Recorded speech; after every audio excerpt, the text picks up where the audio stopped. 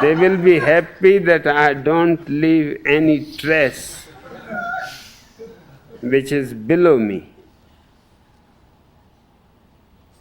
And there is no way to make the sperms enlightened before their birth. So it is better not to take the risk. All right. Seems like I won't push the issue. I still have a few questions that I must ask here. Okay. What kind of protective measures has the community instituted to curb the AIDS threat? And should the problem become larger, what future measures may be taken? Very simple.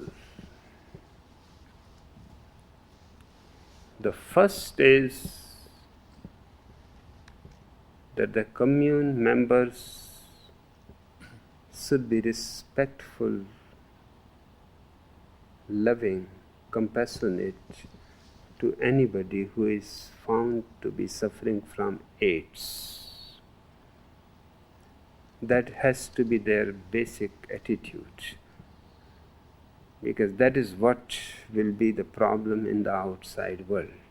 Once a person is known as having AIDS, he will be a condemned person by his own family, children, parents, wife, friends. Everywhere he will be an outcast. So people are keeping the information repressed. Many more people are suffering from AIDS than are known. But it is human, because the moment people come to know, you are condemned in everybody's eyes. So this is the first thing that I am teaching to my people, that he is simply a victim of religious, neurotic ideologies, victim of unnatural social institutions like marriage, prostitution.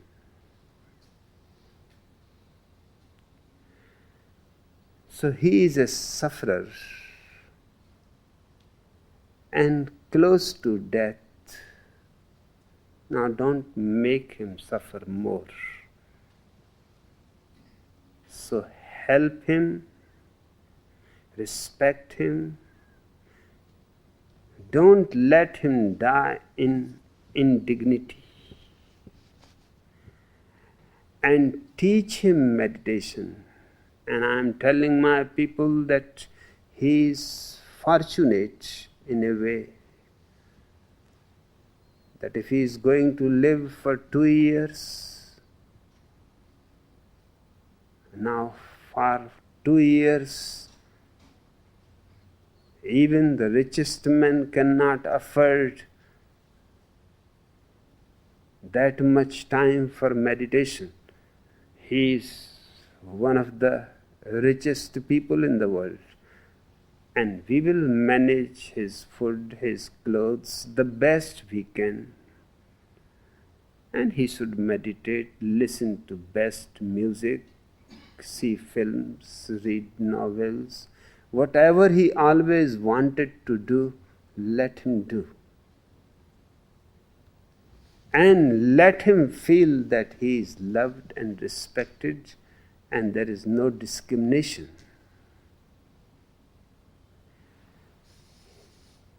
There are 2 persons from the commune, and 4 more have arrived from outside,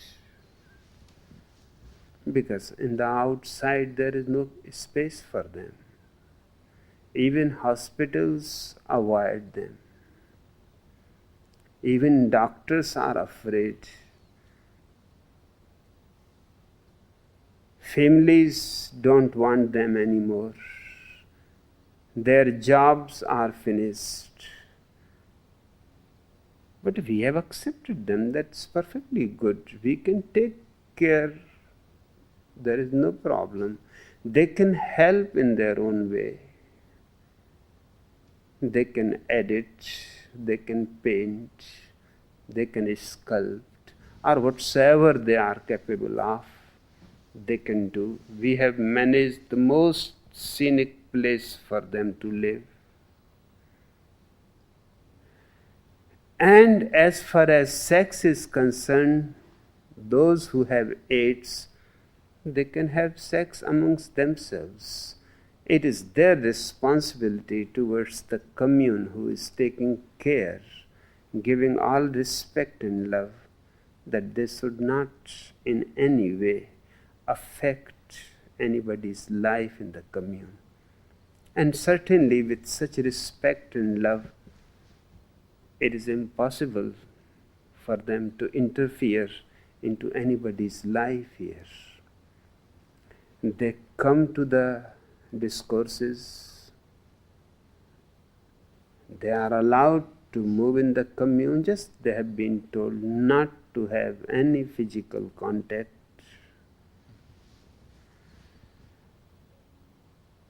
And the commune has to take every care that accidentally anything may provoke the thing. Tears can infect you. Saliva can infect you. Perhaps any liquid coming out of the body of an AIDS victim carries the virus. So just keep clean, make everything sterilized. So even in small things in the restaurant, everybody who comes to eat there first has to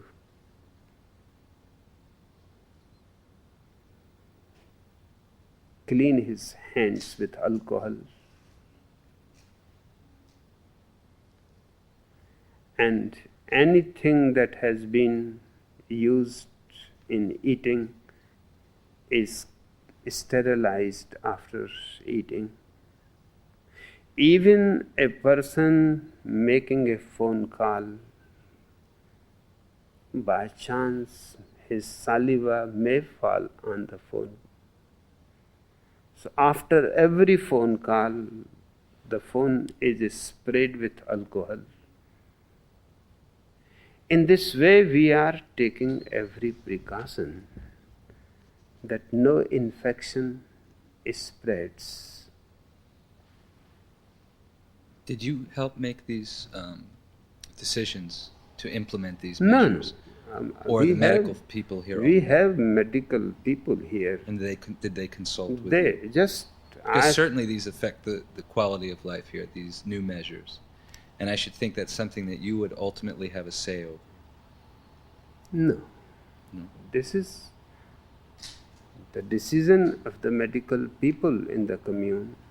And we have the best medical experts, surgeons who are capable,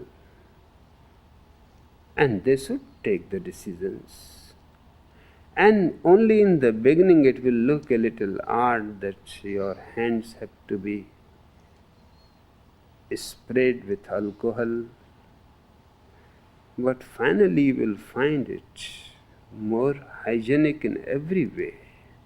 Even if AIDS disappears, these arrangements are not going to disappear, because they will prevent other infections too. So these measurements when they are new, will seem to affect the life, but the effect will be for the betterment. And not a single sannyasin has complained that he is not feeling good with these things. In fact, every sannyasin is excited that his commune is taking every care. Outside, there is nobody to take care of you.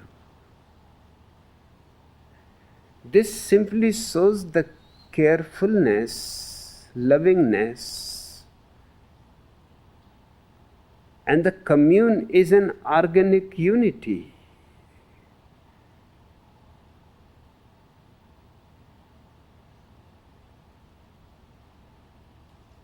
So in every possible way, people making love should use gloves, should use condoms. In the beginning, it looks that this is an unnecessary complication.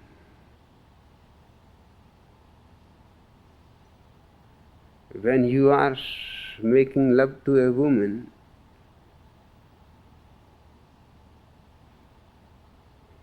in that moment to think of condoms and gloves destroys the whole joy, it seems. But it is not true. In fact, it is better, slower you are, better is the possibility of having an orgasm. It is good that the man is slower, he has to put the condom, he has to put the gloves. It is good. And it will increase people's sensitivity. When you touch a woman with a gloves on, naturally there is a barrier in the beginning. The plastic, the rubber, or anything the glove is made of comes in between. But soon you become accustomed of it, and your sensitivity, because you love the woman, spreads out of the glove. Now it is a well-established fact by a Russian scientist who was working with photography and human energy, Kirlian, that each person has a 2-inch aura of energy around his body. So if you are using a glove, don't be worried. Beyond the glove, 2 inches aura of your energy is there. It can be photographed. And it will be a good chance to feel that aura. Otherwise, who cares? Just, it is simple a question. Just if you come to an Aboriginal tribe in India and see naked people, they cannot believe that why you are having coat and suit and all these things and missing life, the wind, the sun.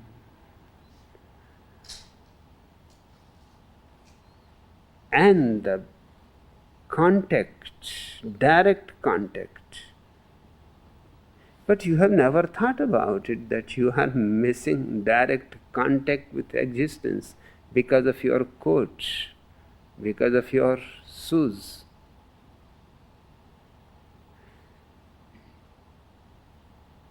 Your contact with existence has taken new dimensions. For example, your contact with existence is 90 80 to 90% from your eyes. The remaining is from your hands. In fact, the whole body sensitivity has become concentrated into certain places: your eyes, your hands, your face.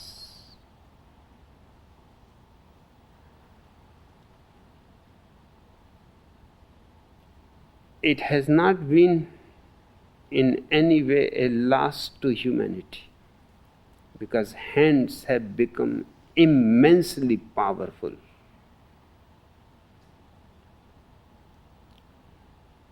The eyes have become immensely capable of seeing beauty.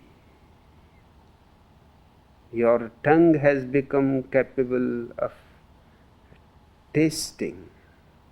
Otherwise, buffaloes only eat one kind of grass, and they go on chewing the same grass their whole life. No question of change. Even if you give them another kind of grass, they will not eat. They are not bored. Their tongues don't have the taste buds. Your tongue has taste buds, and because the whole body is covered, the uncovered part, your face, your hands, your ears, your eyes, your nose, your mouth, they all have become concentratedly sensitive. So you can see more beauty than a naked man. You can hear music, its subtle nuances, than a naked man. You can taste better, more fine qualities of taste than a naked man. He simply swallows things. There is no question of taste. But in the beginning it would have been difficult. So that's simply the beginning. Once they become accustomed, they will be able to have sensitivity even through the gloves. In fact, you are already having gloves of the leather of your own. Who is there? You are in the head. The part, the center that feels it is in the head, and then there are bones and nerves, and it is a complicated system. In that complicated system, just a little bit of plastic more, I don't think it is going to create any trouble. If your mind can manage through all this complicated system to feel the woman's body, it will be able to feel through the plastic glove. Soon you will find that it is more hygienic, because your hand will not be touching the woman's perspiration, which can be dangerous.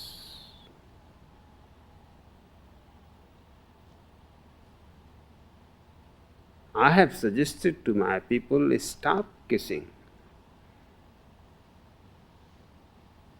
and start rubbing your noses. And don't feel that you are losing something. It is only a question of thinking. You are gaining a new ground. You have never understood that noses are one of the most erotic points. Eskimos for centuries have been doing that. They never kiss because they always think that kissing is unhygienic, ugly. If they see a Frenchman kissing, they will start vomiting. What this man is doing? Should I think that I'm doing well because I have a big nose? Big nose will be better, certainly. A Jew is better in every way. Does it show? I am a Jew. Just born in a wrong country.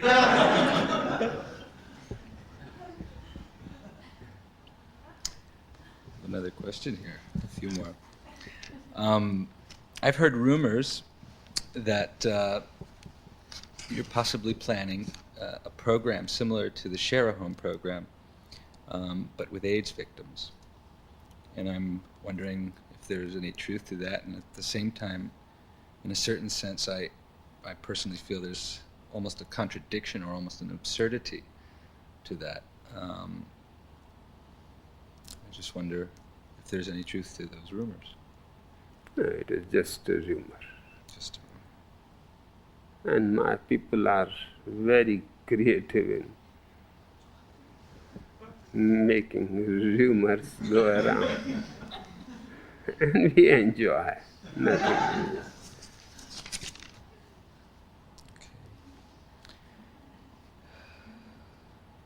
Now I have another direct question from the magazine. They're under the impression that the Dutch sannyasin population is one of the largest, percentage-wise, in relation to the total population of the Netherlands. If that's so, what is the explanation for that, or what do you think could be an explanation for that?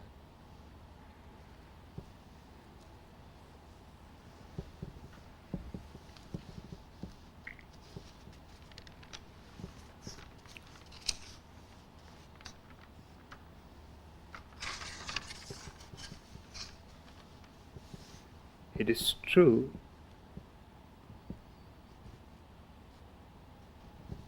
Holland is almost mine, just the way Germany is mine.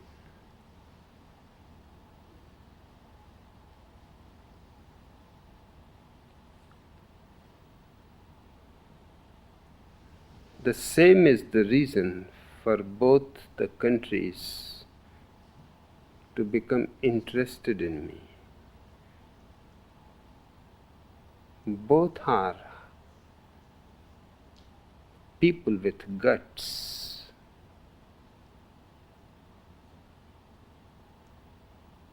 And cowards cannot be interested in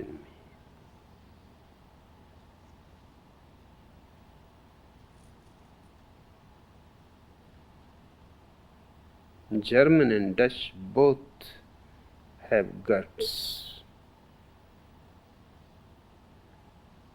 and know how to take risks and go for adventure.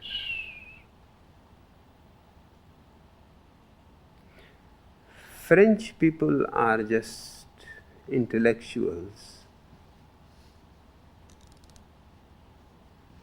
I don't have any impact on France for the simple reason that intellectuals are interested only in talking and thinking, but never doing anything.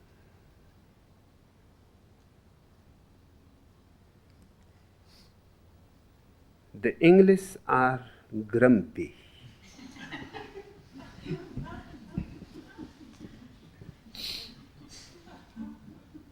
Long faces.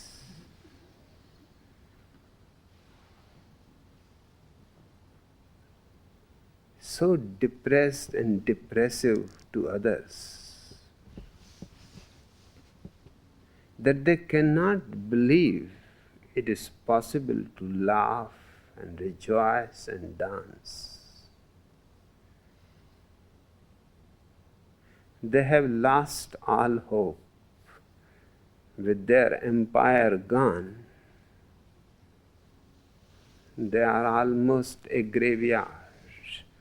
England is no more a living country.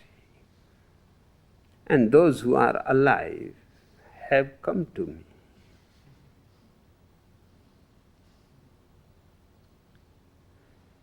The Italians are here in a large number. Italians have been to me. But they are as slippery as their spaghetti.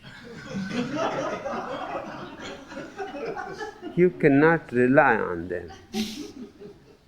Just a national characteristic. They are not reliable. What they can do, they are not doing it knowingly. So many have come, many have gone, many go on coming and going, but they are slippery people.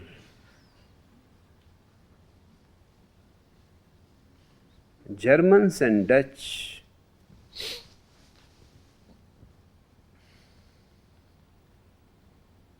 from these two countries, any people who have come to me have remained with me.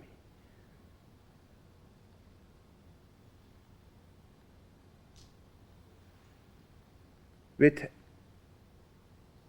every phase, they know the joy of trusting. They also know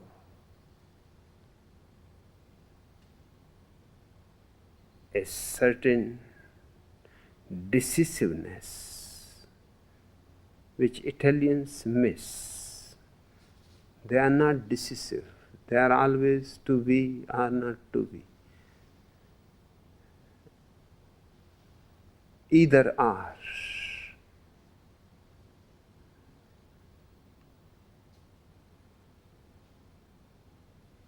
The German or Dutch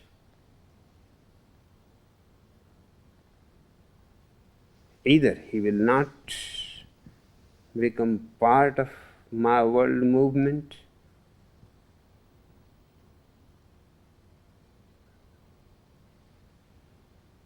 that is clear. It is not indecisiveness. He has taken a decision. Or he will become part, and that is not wishy-washy. Now he is going to stay with his commitment. Every country has developed a certain character. Down the centuries, different geography, different history, different religious ideologies, different experiences. Switzerland is going more and more interested in me. But their reason is totally different. They love cleanliness. They love clarity. They are intelligent people. They love peace. They don't want any war. For 100 years they have not known any war. They can see in my communes the cleanliness. We have a commune in Zurich, which must be the most clean place in Zurich. And Zurich is one of the cleanest cities in the world.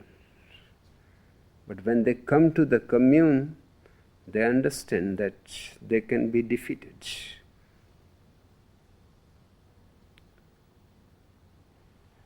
And our vision is absolutely clear. It is not foggy. It is not based on beliefs. It is absolutely rational, scientific. And we are all for peace. And we want there should be no third world war. No war ever. The last war has happened. They are coming more and more in more numbers.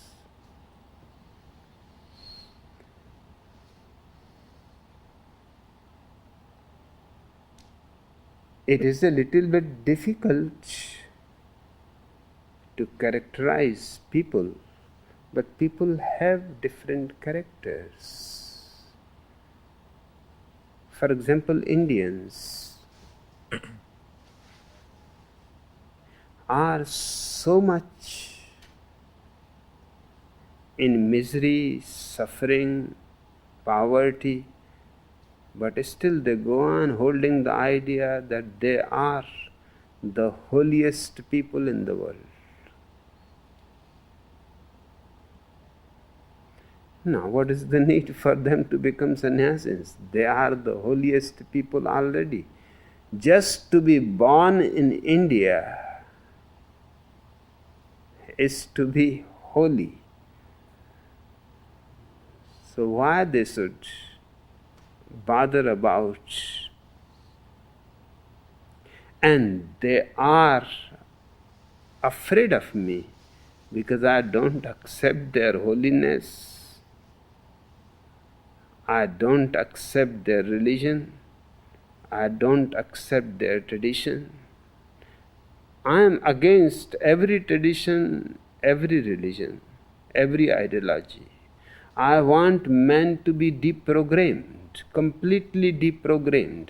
So he is clean and clear, unburdened of the past, and free to fly into the future. But that is most difficult for an Indian. He is so burdened with a long tradition of 10,000 years. And for 10,000 years he has been believing that he is the only religious community in the world and the highest. It is difficult for them. They have lost all sense of humor because holy persons don't laugh. They have lost all sense of respect because they have become accustomed to be respected. They have forgotten that they have to respect also in response.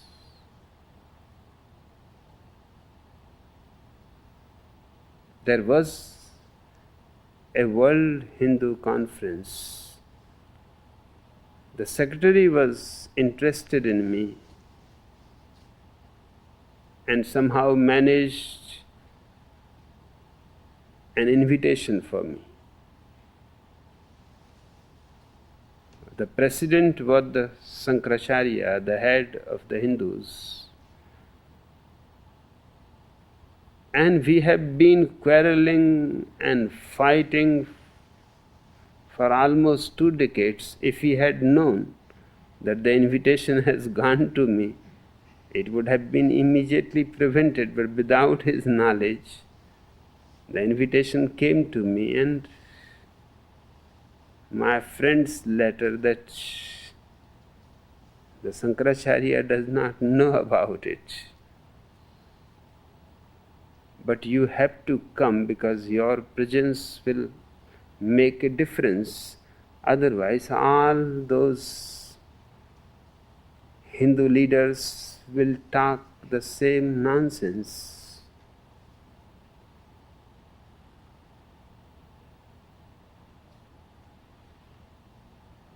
I was to inaugurate the conference, and Sankaracharya was to preside it. But the moment he saw me, he lost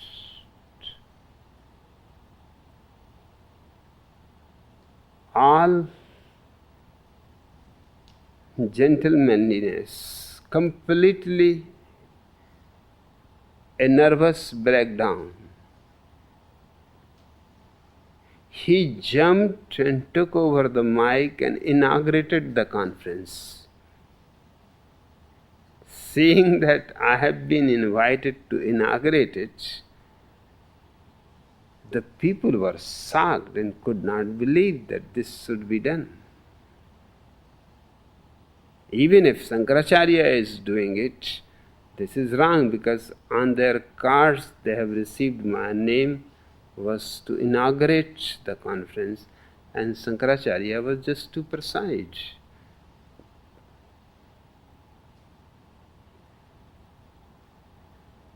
And while inaugurating the conference, he told that he cannot sit on the same platform with me.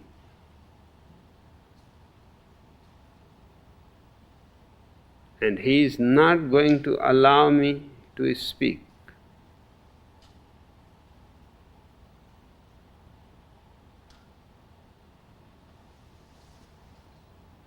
I went close to him and I said, I will not take more than 2 minutes.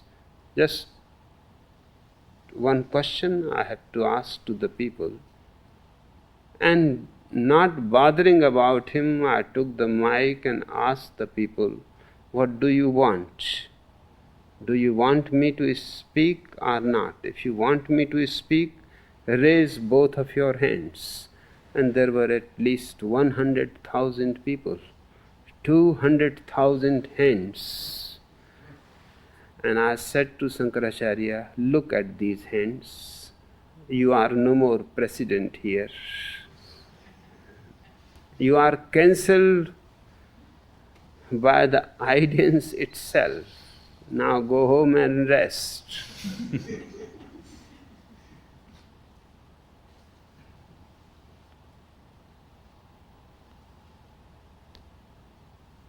I spoke and argued against everything that he has said.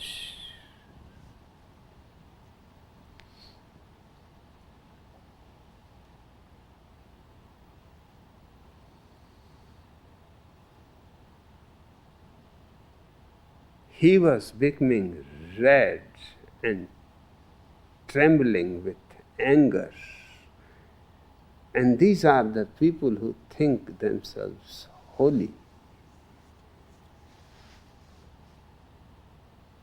Since that conference, it was made a point that in no Hindu conference I should be invited.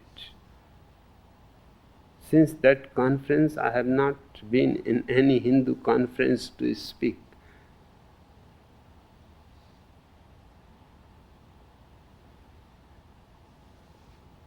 And the fear is that what they are saying is absolutely wrong.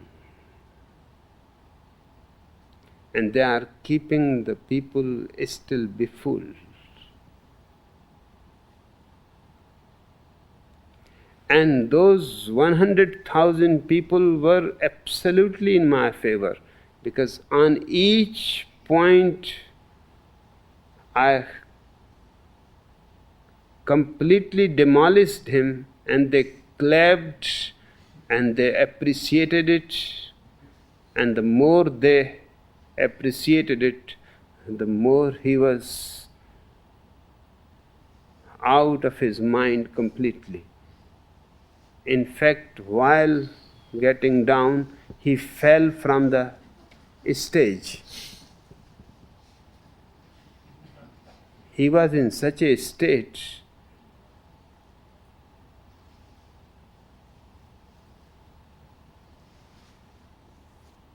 Hindus have a idiotic idea of being the holiest people naturally.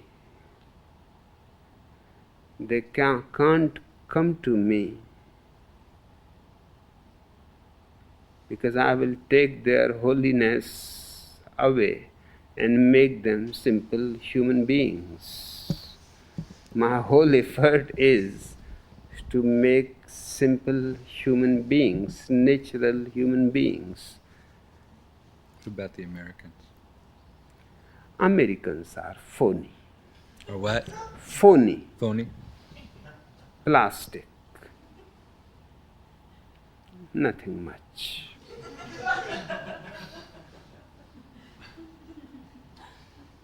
How is that manifest most? They used obviously? to come to me in India. While I was there, they used to come, many Americans, every year to visit me. And they will remain there for 2-3 months, do the meditations and everything. And then they will disappear, come back to America. Since I have been in America, I have not seen those people at all. Because now it needs guts to be here. I am fighting the Oregon government, fighting the federal government, and those people have simply chickened out. Do you think, in a sense, maybe that's a problem for you in that, as you say, the Americans are chicken, and that you're not robbing America of its sons and daughters, which is always what Not people at all. All the money which that would create more controversy if more people were saying, I'm losing my son and daughter to this commune, since that's usually the way the media reports it, and that's the hysteria that's reported in many newspapers. that is a possibility. But one thing you should remember, I have not used American dollar in creating this commune at all. All the money has come from different countries.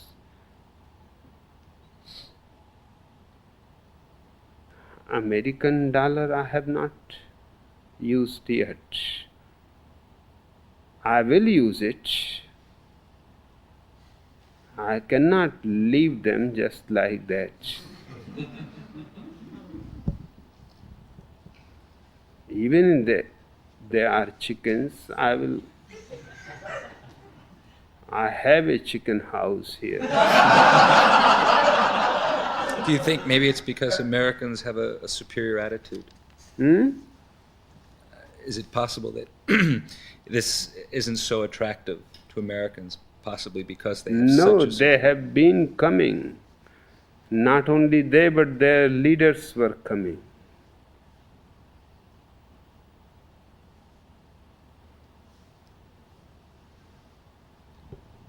Erhard, the founder of EST, was coming to me.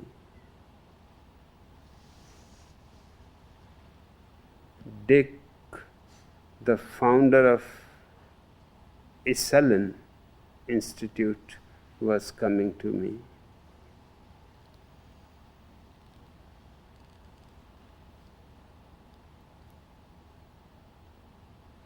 Here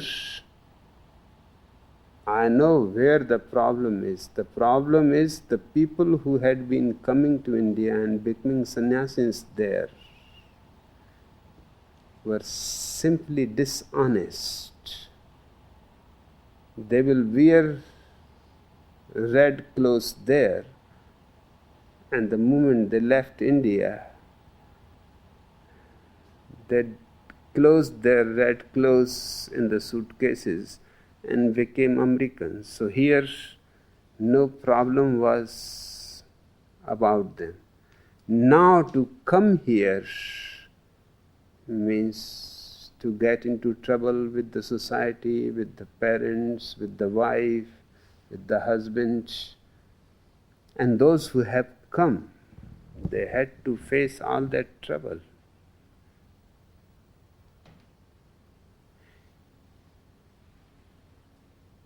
In India, they were coming, they were not afraid that their dollar is in any risk. Here it is. We have poured here almost $200 million in this desert. And if we want to make this whole desert a less green place, it will need $1 billion or $2 billion more. And certainly we are going to get them from the Americans.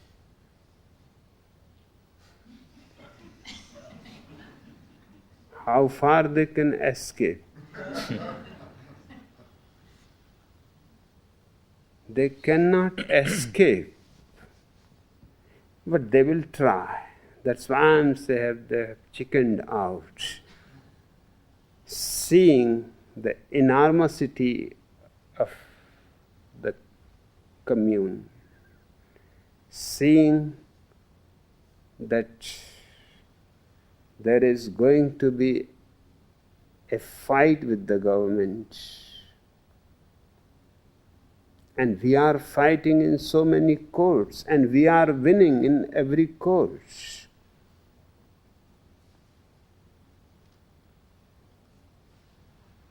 And I have made it a point that the whole American politicians are doing things which are against American Constitution. And in our sannyasis, there are 400 legal experts. We have the biggest legal firm in the whole world. And they are working day and night to fight the government on their own grounds. And we are winning. Do you have fun with that? I'm going to have immense fun. I'm really excited. I was sick, I became healthy. I have not become healthy by any medicine, but just the excitement has proved of tremendous help.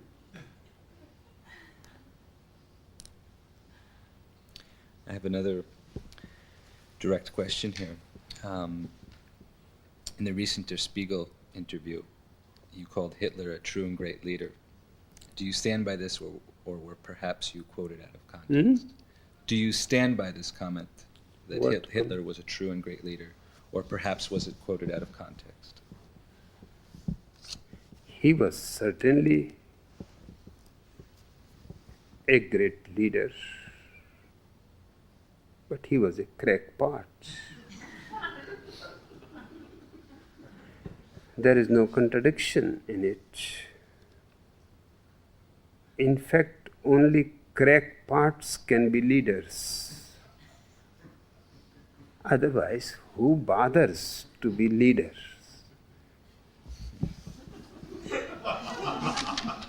I agree. Yeah. Absolutely. Okay. Or you have some more questions?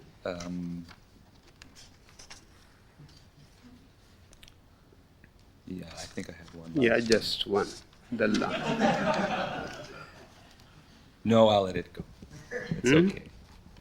We can finish. You certainly. I'm sure. No, there is one question.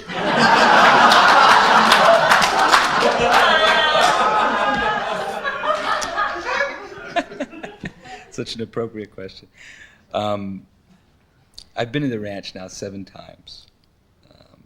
The news peg or reason or headline for each of my visits would be something like this. The first visit, India's sex guru comes to America. My second visit was India's sex guru swallows small town. My third visit, I came here for the first festival, welcoming sannyasins to the new ranch in the small swallowed town. The fourth visit I made was for the second festival and photographing the progress of the new city. The fifth time was for guns, gambling, and because a very wealthy German blue blood showed up here. The sixth time was for welcoming the homeless. And now I'm here doing a story on AIDS. What do you think might be the next reason? What do you think might be the reason for my next visit? Just that the red people swallowed America.